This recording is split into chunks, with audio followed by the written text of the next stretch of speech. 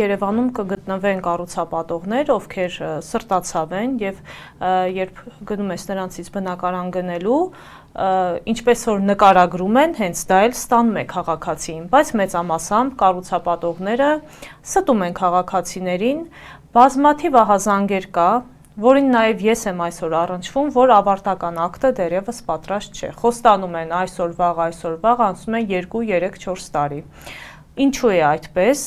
Տիկին Աղեկյան, ինչու է ավարտական ակտը ուշացնում,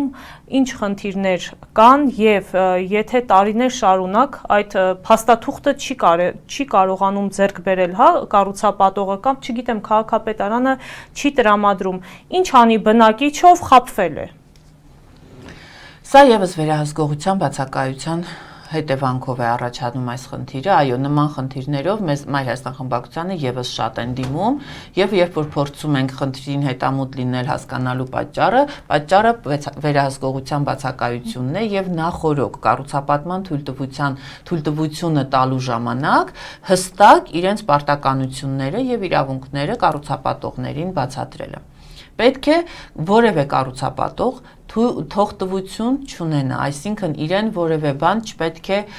թույլատրելի լինի, իսկ մյուսին թույլատրելի չլինի։ Կառուցապատողների իրավունքները պետք է լինեն հավասար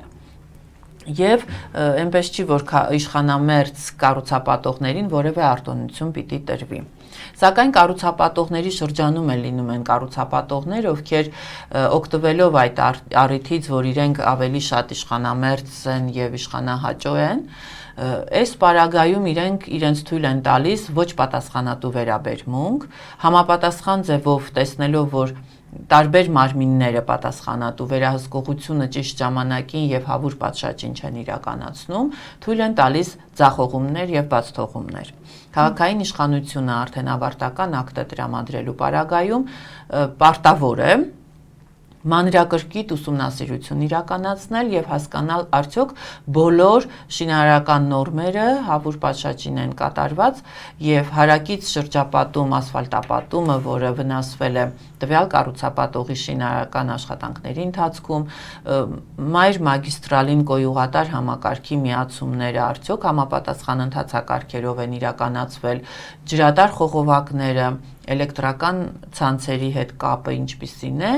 անվտանգությունը ինչպիսին է, սեյսմակայունությունը եւ պարտադիր պետք է լինի բոլոր շենքերում, բազմաբնակարան կամ բազմաֆունկցիոնալ, բոլոր նորակառույց համալիրներում պարտադիր պետք է լինեն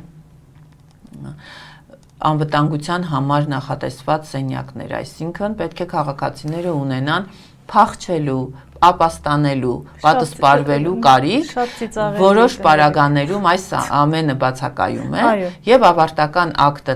ստորագրելուց առաջ, երբ որ նայվում են այսպիսի փաստաթղթերը,